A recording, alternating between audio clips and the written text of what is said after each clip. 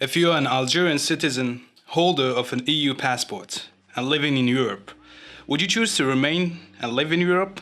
Or would you choose to come back to Algeria and settle? Most Algerians would probably answer with a resounding remain. Nonetheless, today I'm joined by someone who has decided to do the opposite. Curious to know why? So stick around for today's podcast titled "A French Teacher Teaching English in Algeria."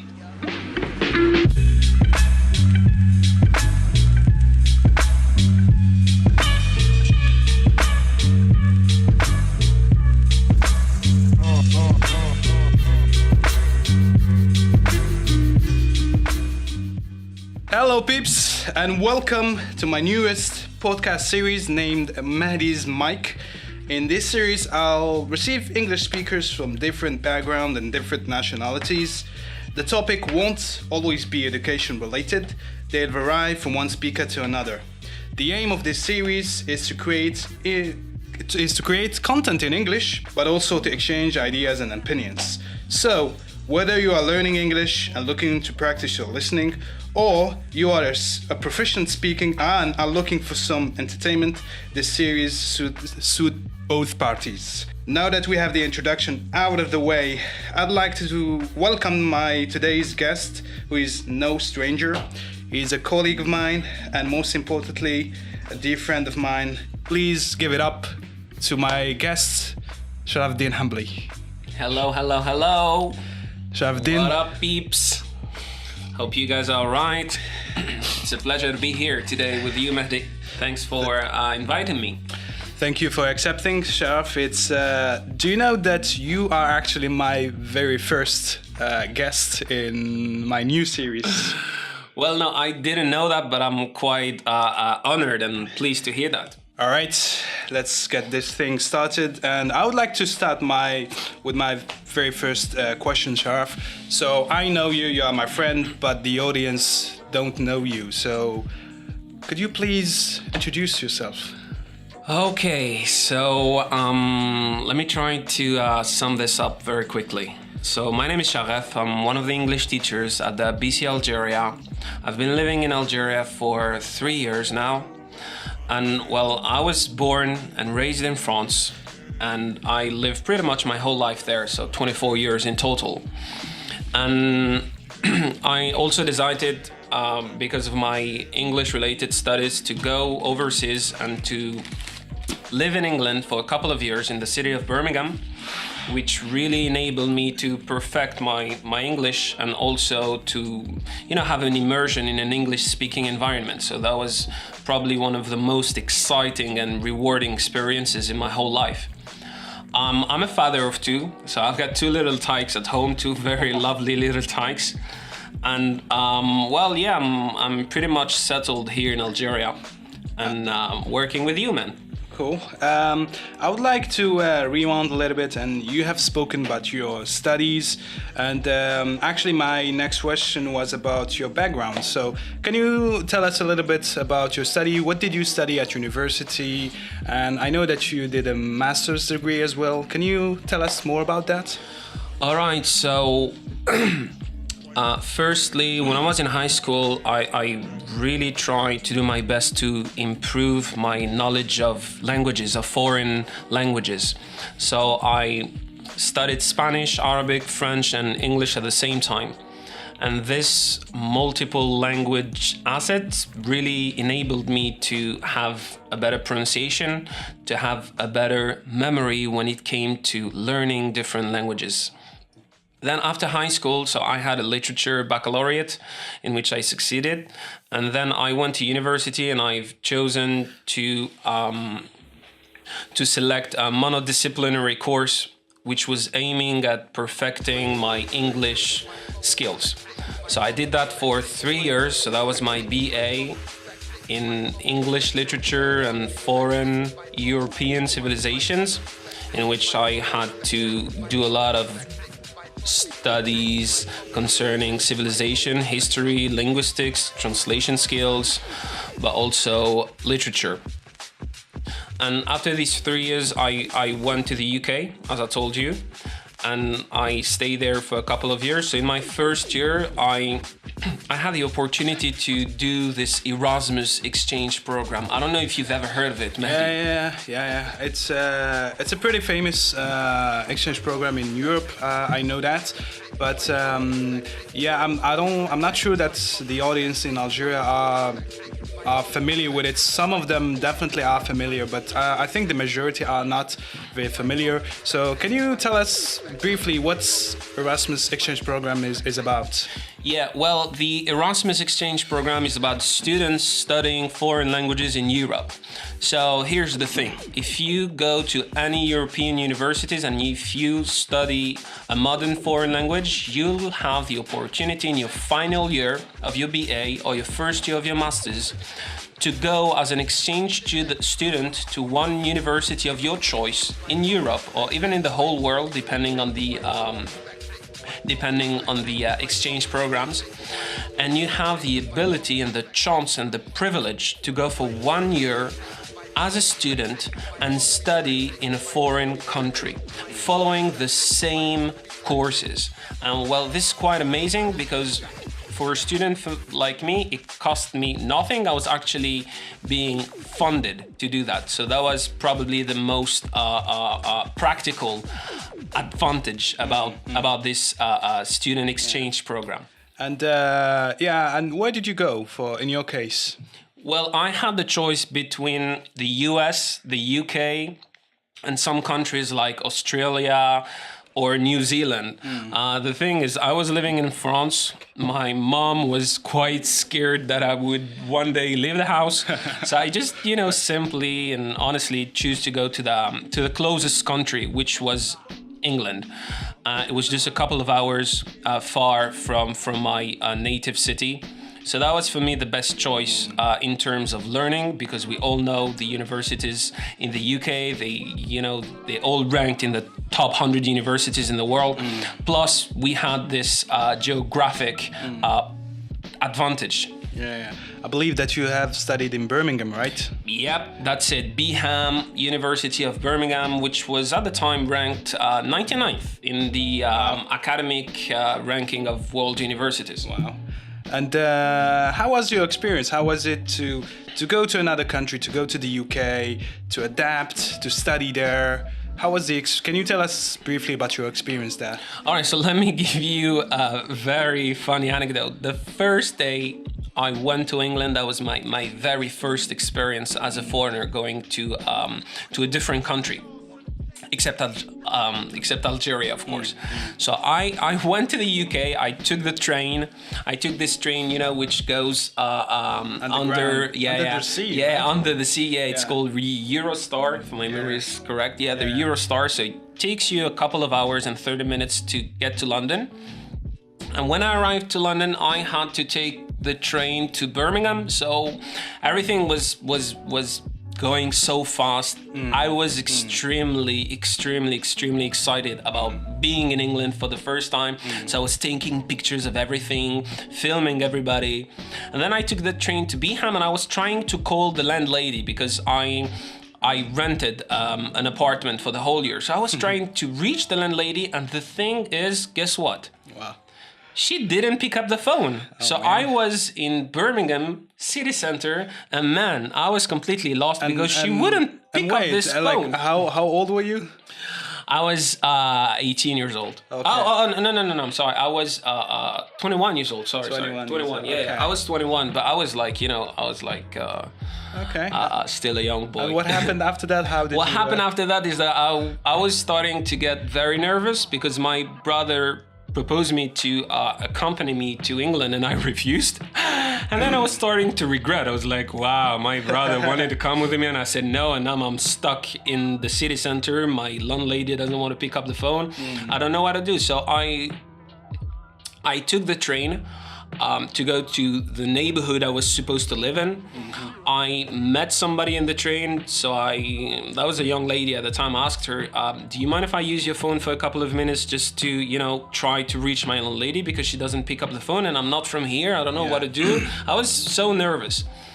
So, alhamdulillah, I managed to reach the landlady. So I went to my neighborhood, which was Harborne. It's a very beautiful mid-upper class neighborhood in Birmingham, next to one of the biggest hospitals there. All right. And one anecdote was very funny is that I didn't know exactly where my house was. So when I arrived in this neighborhood, I had something like 60 kilos of luggages with me. And I was walking down the street, not really knowing where I was actually going. But you didn't have any pictures? You didn't see any pictures? I had colors, nothing at the descriptions? time. I just had the address. And I had the phone number. So I went to this hospital and I told them, all right, listen guys, I'm French. I've just arrived and I would like you to tell me if you know this place. And you know what the guy told me? Do you know? He went to the internet and he told me, man, I'm sorry, Doesn't this exist? address doesn't exist. Oh, man. I was like, woo, really? And you paid the whole year. And I paid, I paid. And I was like, wow, I'm with all my luggages, I'm tired, I'm nervous, and this guy is telling me that, well, the address I'm supposed to live in doesn't really So exist. let me get this straight. You had no idea what the house looked like. You didn't Nothing. have any picture. You didn't have any description. Well, you- I did have descriptions, Okay. but that was like for everything related to the house in itself, Okay. but not Ah, okay. on the outside description. So yeah, So I knew you nothing. paid for the whole year, and then you arrived to England, and people that told you that this address doesn't exist. Yeah, exactly. So I came out from the hospital. I just like stayed paralyzed for Did you 2 cry? or 3 minutes. No, I didn't. It's okay. No, I didn't. I'll tell you, don't worry. I cried the next day. But You cried yourself to sleep. and I really remember that because this is like as if it was yesterday, to be honest. I was staring at the sky in the middle of the street, and there were this bunch of students coming towards me, and one of them told me, "Hello, you look so lost. Do you need help?" Yeah. I say, "Yes, I do need help.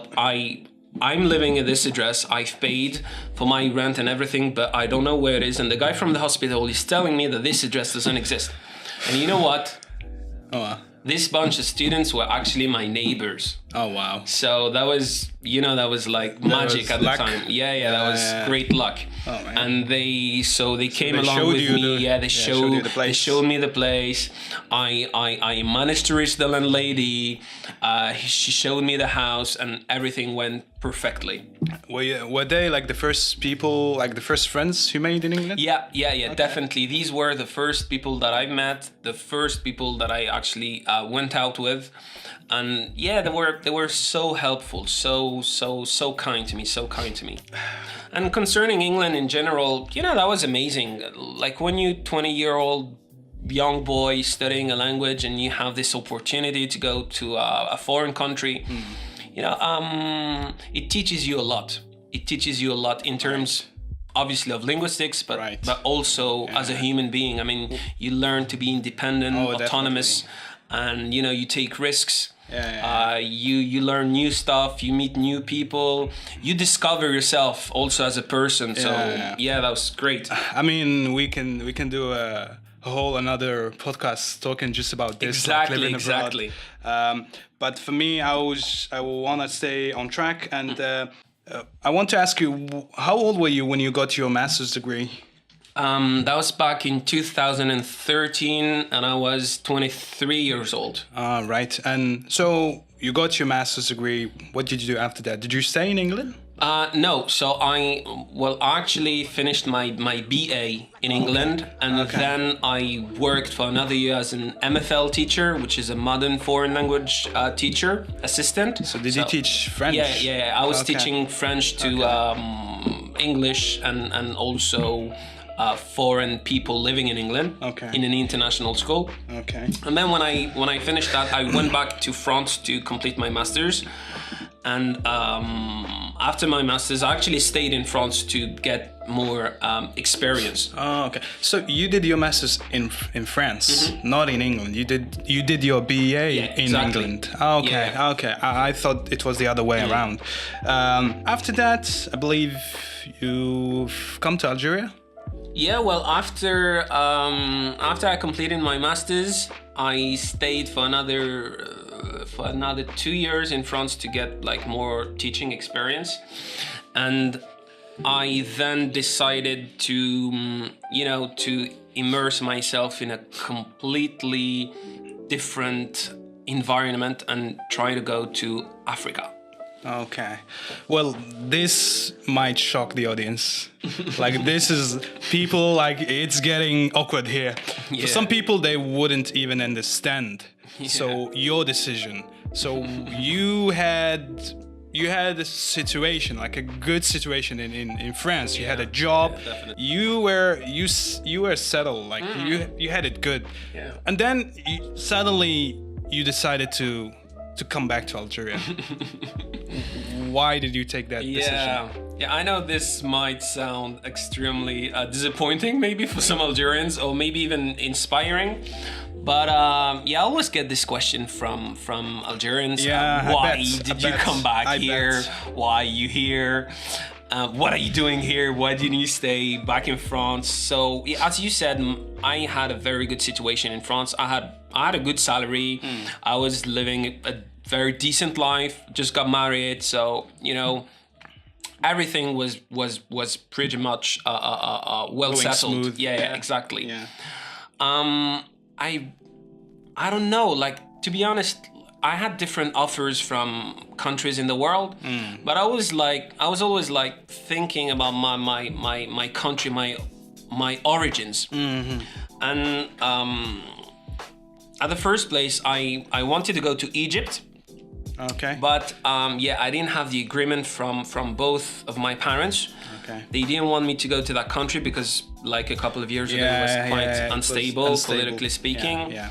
So they just told me, why don't you go to Algeria? You have a house there. I mean, like, they've built a house in my region in Bouaqi. Yeah. And they told me, why don't you go there and try? And if you really can't find anything that suits you, teaching-wise or work-wise, well, you make your choice. Yeah. So I decided to go to Bouaqi, and this is where I settled myself for 2 years in a pretty much remote village. Oh, wow. So you've come back and you decided to go to Bouaqi, and I believe the village is Berga. Yeah, it is. Okay. And what did you do during those 2 years? What have you been up to? Yeah, well, I was planning to get a job at the first place. So my first 6 months were kind of dedicated to do some job hunting. And the good thing is that after only 1 month, and I really wasn't looking for a job in the first month, because I really wanted to adapt. To adapt myself, to learn the language, because I couldn't speak a word of Algerian dialect of Arabic. And after 1 month, I got a job offer from a private school. Okay. And they wanted me to work with them. So this is where it all started, to be honest. I just started with them, my first teaching experience in Algeria. And I really loved it. Great. And I know also that you have taught at university in Bouaqi. And how did that happen? Well, after a few months in Algeria, I met a guy who told me that there were vacancies at the University of Bouaqi, which was 10-15 kilometers far from where I lived. So I was like, okay, let's try to go there. Let's try to ask them. And when I was at the university, I was looking for the department, for the HR department. And I met this young boy, and he was from Khenchla. Oh, okay. And he asked me a question. He asked me, do you know where I can enroll for this English course? I was like, are you studying English? He said, yes. I was like, oh, wow, you know what? I'm an English teacher, so I'd be pleased if you could help me. So together we went around the university, and we eventually found a place where I could teach. Okay. And you know, give a CV, and where he could actually join and register for the new lessons. And yeah, a month after that, this guy from Khenchla called me again, and he told me, you know what, there is a job offer at the University of Khenchla as an English teacher. So why don't you pop by the university and you know what, I'll introduce you to the head of department and blah blah blah and blah blah blah. So I went to Khenchla. And this really happened very, very fast, to be honest. Yeah, so I went to Khenchla, I met the head of department, I met one of the English lecturers there, and they straight away offered me a position as an English teacher there. So I started to work for both universities. So I was teaching English at the University of Khenchla, and I was teaching both English and French at the University of Bouaqi. Oh, wow. That must have been busy. Extremely busy. I had 4 jobs at the same time. Oh, wow. Wow, Mr. Multitasking himself. Yeah. I would like to ask you a question that I just thought of now. The other day in one of my videos, I've talked about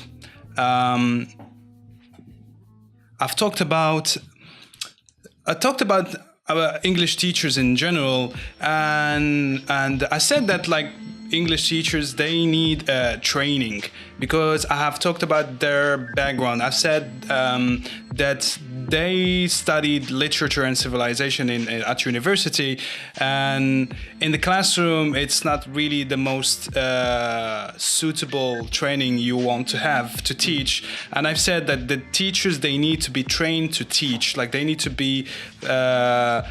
learn about teaching methodologies, classroom management. And I had one person in the comments section who I presume he was or she was, I don't remember, he was a teacher, and he felt like targeted.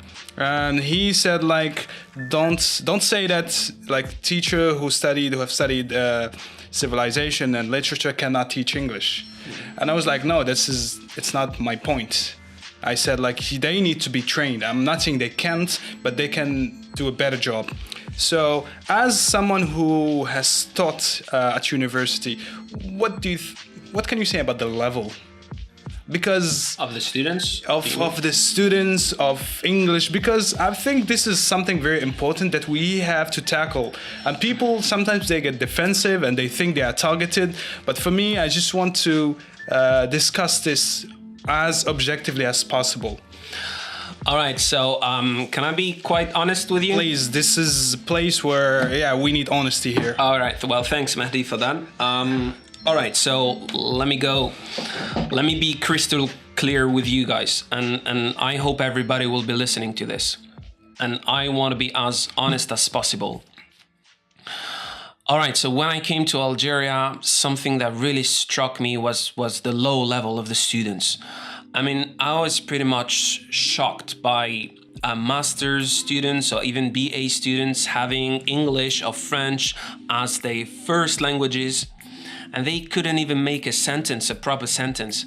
I mean, I'm not trying to be the guy who comes from France and generalizes everything and says, because it's Algeria, it's bad. No, I'm not saying that. I'm just saying that the majority of the students that I have taught as a teacher in Algeria, and especially in these 2 regions, were definitely under the standards, definitely under the standards. But also, and I want to be positive here, there were these students who were extremely talented and so eager to learn about the 2 languages, French and English, and they were working so hard. And these students really pushed me to teach at my fullest potential. Yeah, absolutely. So, in general, the level that we find at the universities is not the same level that we find in Europe. Yeah, I totally agree with you. And for me, my objective is not to put the teachers down. It's not that, not at all. It's just say things as they are. For us, like, I believe that we have a certain experience and we will be happy to share it. But I think for the teachers, they need to realize that there is a gap. And they need to accept the idea that they have to learn and they have to bridge that gap. And like, once you get your degree, it doesn't mean it's the end of learning. You keep learning even as a teacher. Exactly. So that's my message to all the teachers out there. Yeah, well, I definitely agree with you, Mehdi. We really need to put things into perspective, not be a grass or field to get it because we say that this or that was under the standard. I mean, this is a reality, and I'm not saying that other countries do better or worse than Algeria. I'm just stating facts.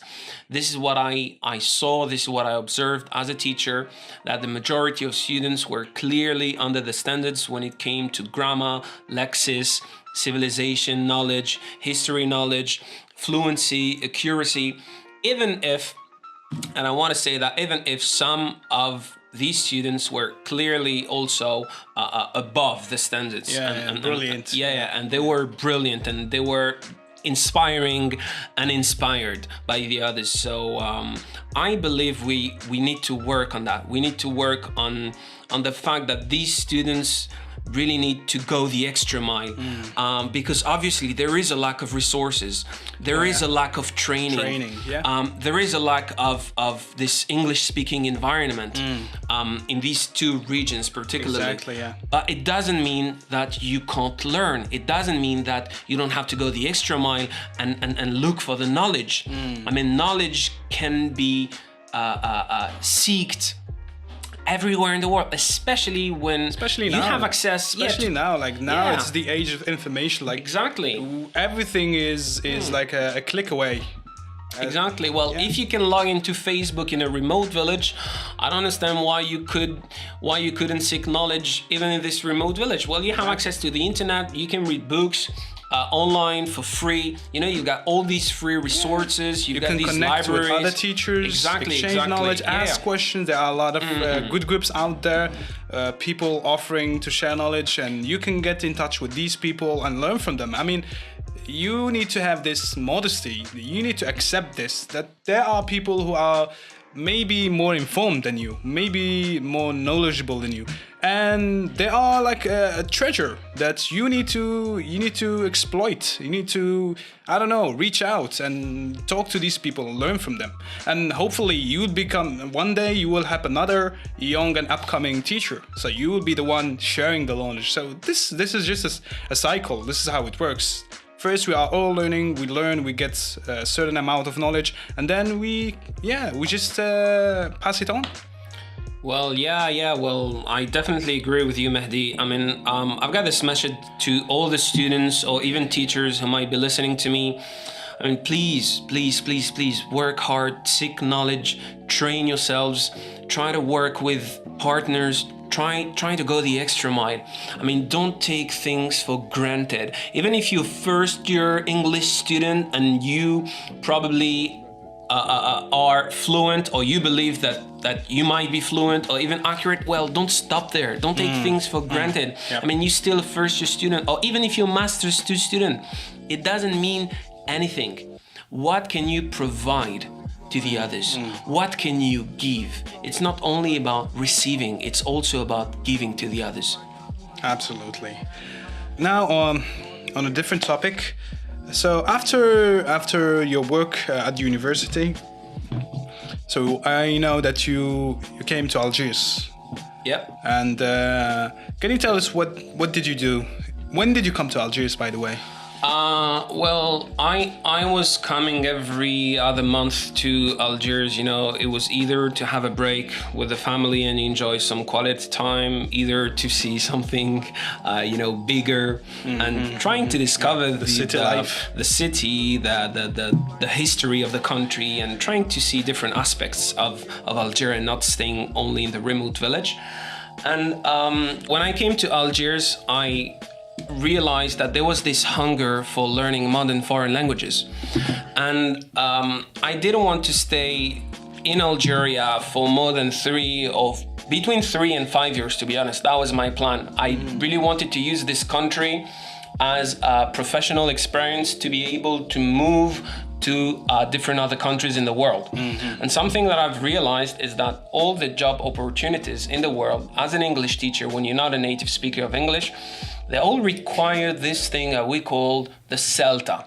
Oh yeah, the famous CELTA.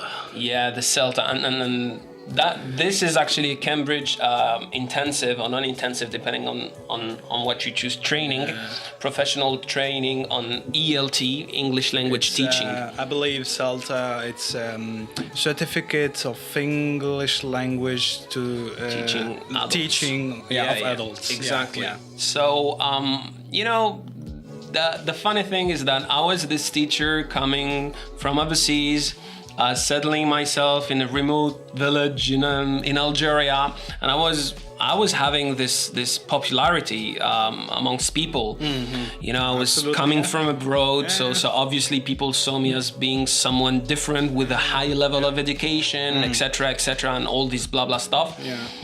And I didn't stop myself. I didn't say, oh, you know what, people like me, I'm good, or I suppose I'm good because I'm popular, etc., etc. I didn't stop. This is why I really want to push the students here in Algeria to always go the extra mile. And I took this CELTA training, which actually costs quite a lot of money. Oh yeah. And takes time, a lot of time, and requires your full attention and commitment. Absolutely. During one whole month, where you have something like 15 different assessments, observations included. So I took this CELTA training, and this really, gave me a 360-degree different perspective on how to teach a foreign language, be it English or any other language, because I believe you can apply it to French or to Arabic, etc. And I really, really, really urge all the English teachers in Algeria to go for this CELTA training, because you won't regret it. Believe me, this is something it is so rewarding. You learn so much from these types of of trainings, and plus this is Cambridge accredited training. So when you get the CELTA, you are considered as being an international ESL qualified teacher. So it's not something we want to ignore or push away. And absolutely. And I think that what CELTA does is that it endows you with a lot of knowledge, obviously, but also it's like after the CELTA, it puts you on track, on the path to develop as a teacher. You just become more aware about your strengths and weaknesses and the way to go to improve yourself as a teacher. So you have a clear. I'm talking about that personal experience. For me, after the CELTA, I knew exactly where I had to work more, where I had to where I had to perfect myself, and I'm still doing that, and it's not something that takes 1 month or 2 months. It's career long. It's career long. All right, after you got your CELTA, obviously CELTA is it can be a podcast as well, so we're gonna leave that on the shelf. We don't want to exploit that for now. After you got your CELTA, what next? What next? Well, I applied for different institutes in Algiers, Intuition, Berlitz, British Council, and other different private institutes, language institutes in Algiers. And so I took it at an exam at Berlitz for a couple of hours with interview and stuff. Same thing for Intuition. They asked me to do a demo lesson, to bring my CV and stuff. So I spent an awful lot of time hunting for a decent job. And then I applied for the British Council, which straight away offered me a full-time teaching position for a whole year. So in a week's time, I just moved from my city in Bouaqi to Algiers. Wow. And I actually left my classroom because I built a classroom in Bouaqi for all these students who were eager to learn the languages. So I dropped everything and I just moved to Algiers for the full-time teaching position. And I believe that the British Council was the only school that offered you a contract. Well, yeah, sort of. I mean, like. Full-time. Yeah, the only school in Algiers which gave me a full-time position was actually the British Council. I had different contracts, but they were either part-time positions or paid. Hourly paid positions. So I couldn't really say yes to that. I mean, that's really an issue in Algeria, where a lot of English schools they don't offer working contracts to teachers, and they expect them to do a great job. I mean, that's very contradictory. Like, they don't give them that security they need in life, where you have a work, you have a salary at the end of the month, so you wouldn't think too much about it and you focus more on teaching. So these people, they don't provide good circumstances to teach and to evolve and blossom as a teacher, and they expect them. Like, I mean, if you go there, I'm sure that they have requirements, and they say like, yeah, we want to deliver high quality teaching and everything. So for me, it's really pisses me off. Yeah, sometimes. absolutely. So paradoxical to go to these schools and have these types of answers. I mean, it's really frustrating as a teacher, especially when you're CELTA holder, or when you have a master's, or even a BA, or when you have training or international experience. Well, it doesn't really matter as long as you qualified, and then you go to these private institute and they just tell you that we only have hourly paid positions or part-time positions. So yeah, it can be frustrating, but you know us, we don't stop there. Oh yeah, we can break walls if we want to. It's all about you and your will to succeed. On fait Jusqu'à 20 ans, c'est bon. Jusqu'à Parce que je suis en okay. scooter. Okay. Okay, now after that, you got your job at the British Council. How long have you been working there? I've been working at the British Council for almost a year and a half so far. A year and a half. Yep. And how is that experience going so far? Well, I'd say that it's, overall, it is positive for me as a teacher. I'm not saying that they aren't negative sides. I don't believe in the ideal job. So obviously, wherever you go, whenever you go, you will definitely face barriers or things that you might not appreciate or like. But overall, to be honest, it's really positive because it really pushes me as a teacher to use my fullest potential, to thrive to the best, to meet different people every time, trying to teach really high quality ESL lessons. And I believe this is a gift when you are an English teacher, when you find these environment with modern technologies and people from everywhere in Algeria, being able to teach these people while being pushed to your fullest potential is definitely something that I don't want to ignore as a teacher.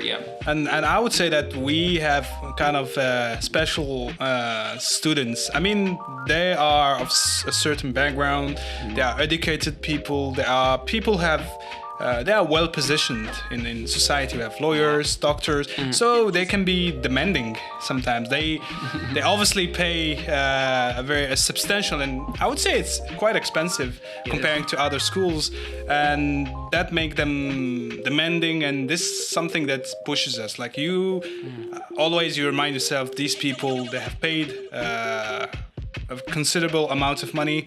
I have to perform. Exactly. Well, every single lesson is a challenge. I mean, like every single day when I go there, I'm like, I need to give my best. I need to teach in the best way I can because, well, first of all, this is my job. And as you said, you feel like as if you were, trapped in a sandwich. I mean, like you've got this pressure coming from the bottom and from the students, and you've got the pressure from above as well. So it's like a top-down, bottom-up a challenge. But it's really good. I mean, it's challenging. It's challenging at times. Absolutely. It's challenging. Alright, now I would like to ask you about some of the recent events that happened at the BC lately. And so recently and in the recent months, we had two special guests at the school. And you, my friend, were a lucky person. We had a writer, British writer, visiting the school. And we had the ambassador, the newly appointed ambassador of the UK, who just visited the school yesterday. And both of them, they came to your class. You are like the only teacher to have like the two last special guests in your class. So first, we're gonna start with the writer. What was her name again? Lucy's? Yeah, the British writer's name was Lucy Hughes Elliott. Okay. And can you tell us a little bit about that visit and the event? What happened exactly? Well, one of the teachers in the institute was about to open up his new library as part of his projects. So he took advantage of the visit of this British writer to the Algiers book fair. Oh, yeah. And he did a great job because he managed to invite her to the BC and make her officially open his new library. So when she came to the BC, I was kind of appointed to be the receiver, the host. Yeah. So she came to my class because I was teaching at the time an advanced level class, and she came. And we had the opportunity to exchange with her about her book, which is called Peculiar Grounds. Yeah, Peculiar Grounds. And we had the opportunity to exchange, to discuss different point of views about English, about how to write, about reading also. And I was the teacher being able to receive her in one of my classrooms. So both the students and I were quite, delighted to have this privilege of receiving a British writer in the classroom. That was quite unexpected, but it was really, really well appreciated. And did you do anything special? Did she observe you teaching, or did you agree on something beforehand? Well, before she came to the classroom, I had a quick talk with her, and we came to the conclusion that the best thing to do was her to come into the classroom, try to break the ice with the students, try to settle a very warm atmosphere. And the good thing is that she read one of the passages of her book. She actually read two passages, if my memory is well. So she read two passages of her book, and she had this very intriguing and relevant discussion with the students and with some teachers also who were present. And it was quite nice to see this take and receive exchange. And speaking of the project you mentioned about the library project, I would like to take this advantage just to send a message for our colleague who is Stuart Besson. So props to him, for working on it from scratch and from building it from scratch. And now we have actually a library at the British Council. Well done, Stu. I would like to also send another message to someone, like to a student, to be honest. And I remember when the writer was in your class, I attended, and you had one student who was very active in particular, who is Said. And he's in my group now, and I just wanna like send a message to him and say like, this guy works really hard, and it's so stimulating to have him in your classroom, because he's so active, he's so engaged, and his energy is contagious. Exactly. It's a pleasure to have you, Said, amongst the students at the BC. I hope you're listening, Said. So the second visit, which was very, very recent. Today we are Friday, 8th of December, and so we had yesterday the visit of the ambassador.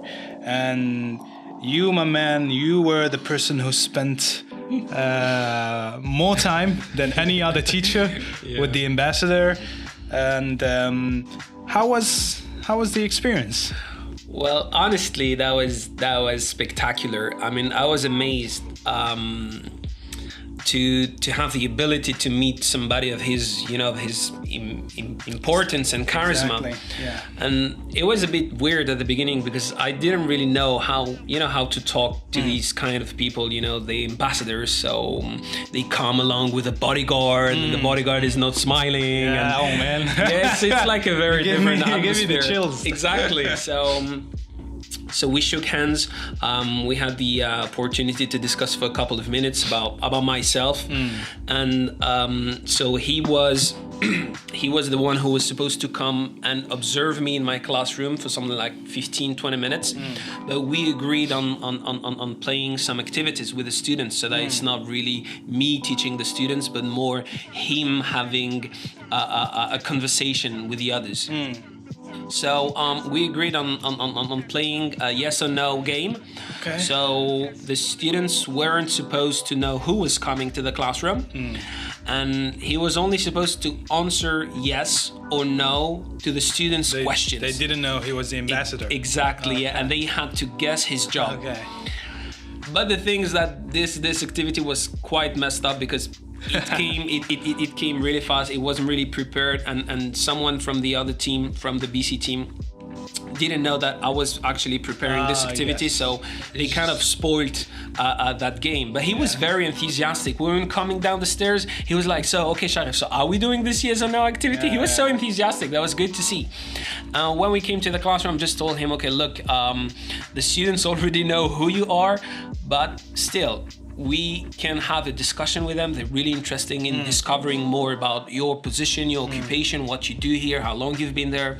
So it was great because the ambassador was curious about the Algerians in general, the culture of the country, sports, football in particular, because he's a football lover.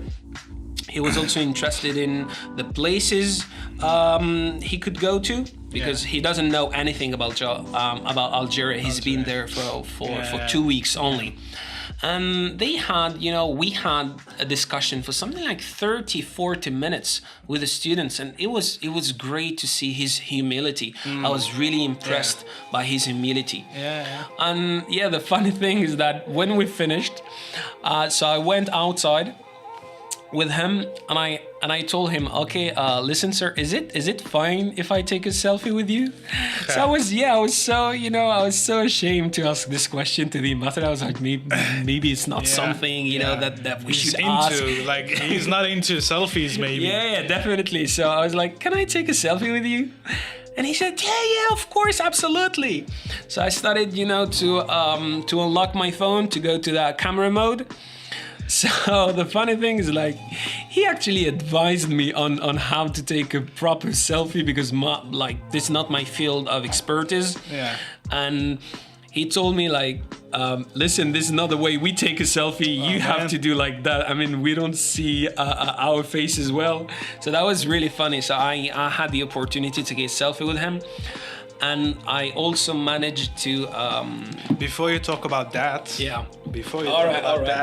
because I want to ask you about that.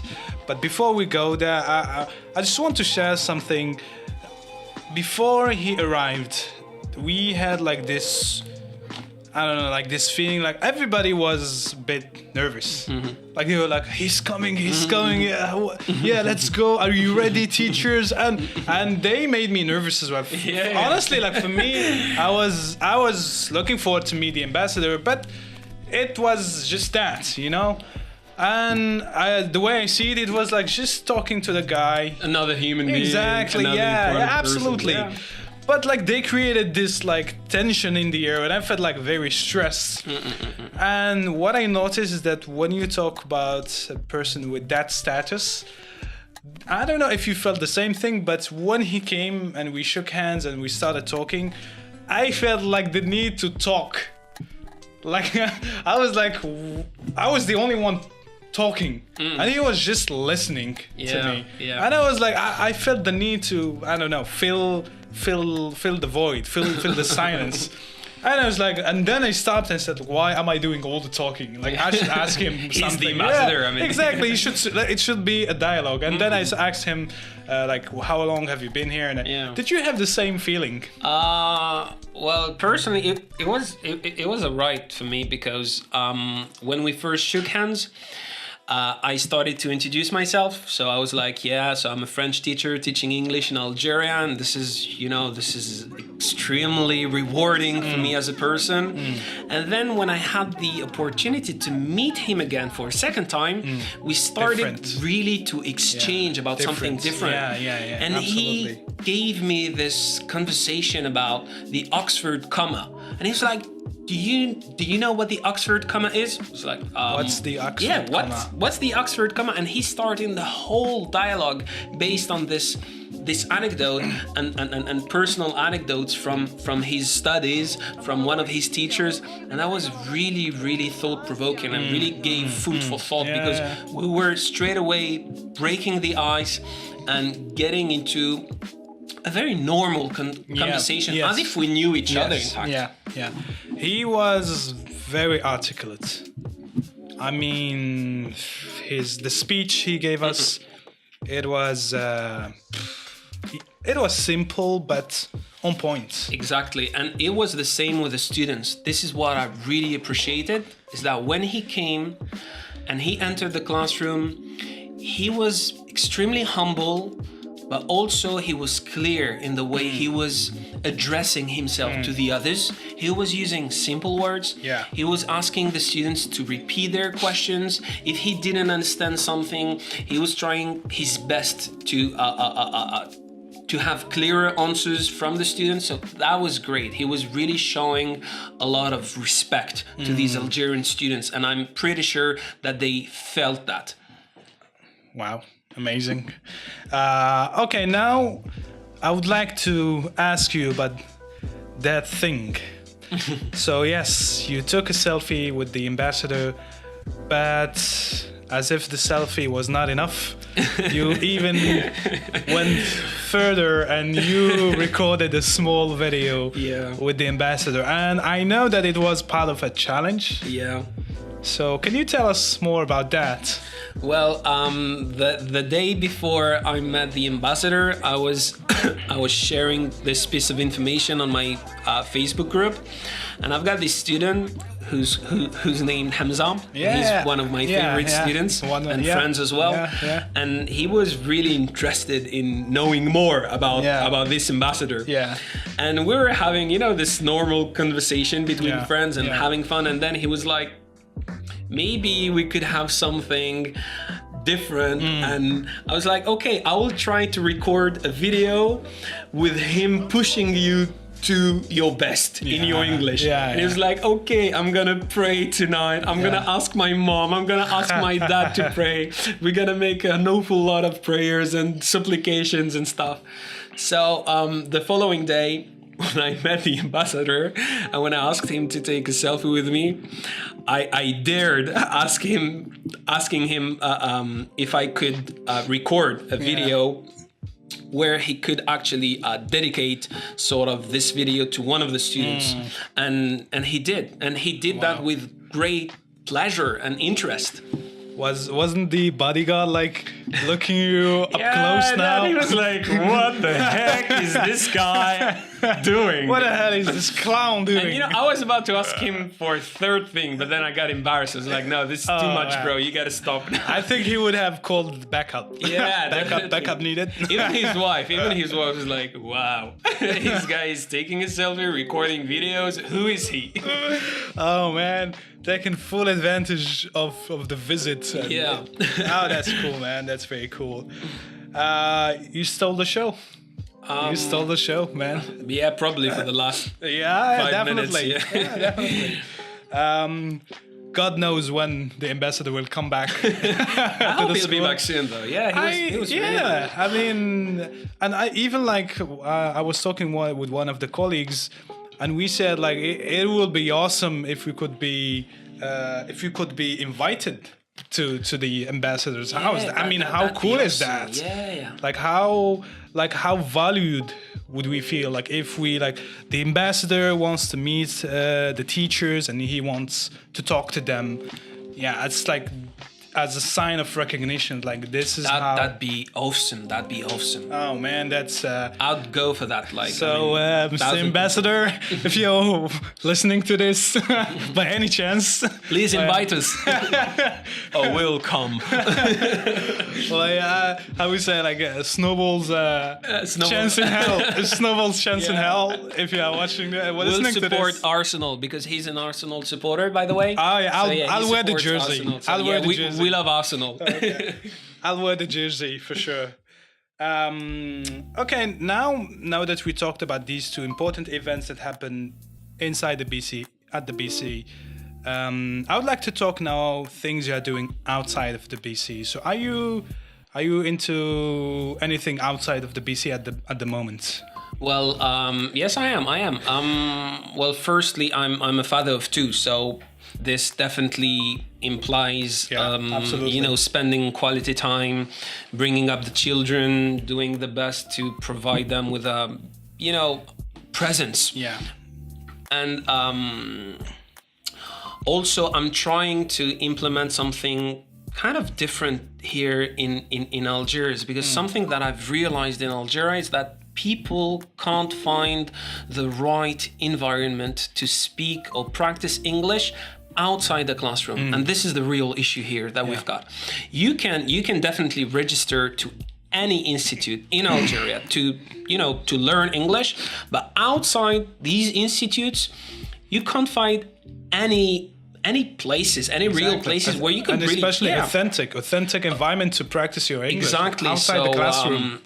So something that I've worked on, well, this last year, is that I've created, along with my buddy Mehdi, what we call Fab and Fresh. So Fab and Fresh stands for Fabulous and fresh. Yeah, because we all fabulous and you all fresh.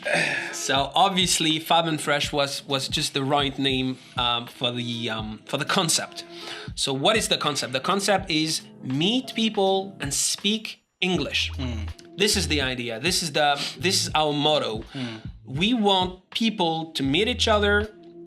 But not only. The idea behind that is to speak, practice, learn, exchange in English. Yeah. So I've started by creating a Facebook group, which you can all join. Fab and Fresh DZ. Yeah. I'll write that down in the description bar so that people can find your group. So we have something like 500,000 members so far, and I'm trying to regularly post stuff about English, be it grammar, vocab, quizzes, questions, videos, anything which can bring up some activity in the Facebook group. But most importantly, I'm working on concrete projects. The first one being movie and speaking project. About that, I just want to ask you. So we worked together on one event, which was the very first Fab and Fresh, which was in the summer. So maybe our audience are not familiar with this event and what happened in this event and what we did. So can you talk about a little bit about this first event and what was the outcome? Yeah, well, it's very simple, to be honest. Every time we talk to the students, both you and I, realize that these students are in need of external practice, meaning outside the institutes. And we're asking them, what do you guys need to practice? And most of the answers were based on two major aspects: practicing speaking. But in order to practice speaking, you definitely need to practice also your listening. And what's the best way to practice the listening? People don't want to listen to probably the radio or stuff like 3 or 4 hours. So one of the most entertaining ways to practice your listening is through visuals, movies especially. And we've got plenty of movies in English. So the idea was to gather up people in one place, making them watch a movie in English, providing them with the English subtitles, and having a lot of follow-up discussion, conversation, activities after the movie, so that before, during, and after this event, people would be exposed to an awful lot of English. They will be immersed in that English. It would be like a linguistic bath, but in a non-English speaking environment. Absolutely. And I believe that they will also have like a coffee break where, can you talk about this? Yeah, well... Which is the most important part? In Algeria, this is something you really need to work on. Food and drinks. So the good thing is that Mehdi and I managed to find people who cooked a lot of food for us. Yep, absolutely, yeah. And that was handmade and homemade. Biscuits, like salted dishes. And cupcakes. Like I had a lot of people asking me, where did we find those cupcakes? They were amazing. And a lot of people who missed when they saw the pictures of cupcakes, they were all like, they were intrigued. Like, where did you find them? Where did you bring them? Yeah. And I said, you better attend the second event that's coming soon. Hopefully, I'm planning to do a second movie and speaking edition in Algiers, same place. And I'll be posting that on Facebook. What's the venue of the event? The venue is Kia Motors. It's in the city center. Well, we've got a beautiful, comfortable, air-conditioned conference room. We have a private parking lot with a private security guard. We've got a whole empty floor, so we can do a lot of activities. I mean, it's probably one of the greatest places you can find here in Algiers to do that. And is the parking free? It is. The parking is free. The security guard is here to look after your cars. I mean, it's a very safe environment. The whole venue will be empty during the event. I mean, that's probably one of the greatest opportunities for any English learner to practice his skills. Yeah. And what were the reaction of the participants in the first version? Did you have any kind of feedback? Yeah, definitely. Well, if you remember, you wrote us a nice feedback form, which we gave to the students. Which we gave. You see, I call them students because we all learners. Students. In fact, they're learners. Let's call them learners. So the participants, had a feedback form. Which was completed anonymously. Yeah. That's very important. So we went out of the room. We gave them a couple of minutes to fill in this form. Yeah. And you know what? That was 100% positive feedback. I mean, we were so amazed and feeling so excited and thankful because these people really appreciated it. And even the comments we were given were so constructive and positive, and this is great. Thanks to you all, guys. Really, thank you. That really pushes me to do more and to give you more. So let's recap Fab and Fresh. So the upcoming event, it will be movie projection. Yep, movie projection, speaking activities. We'll try to bring you native speakers this time. Okay. So you guys better turn up because you'll have people coming from English-speaking countries. You'll be able to practice with them. We'll have same thing. Buffet. We'll try to do something special this time too, so it should be great. And we have gifts as well. I don't want to tell you everything. You guys need to come. Yeah. And so we said, movie projection, coffee breaks, native speakers. It will be in Kia Motors in Kharouba, for the ones who don't know the place. A lot of interesting people, a lot of networking. It's just not only speaking English, but it's meeting interesting people, networking. I don't know, a student with a director. There could be opportunities there, and that will be most likely.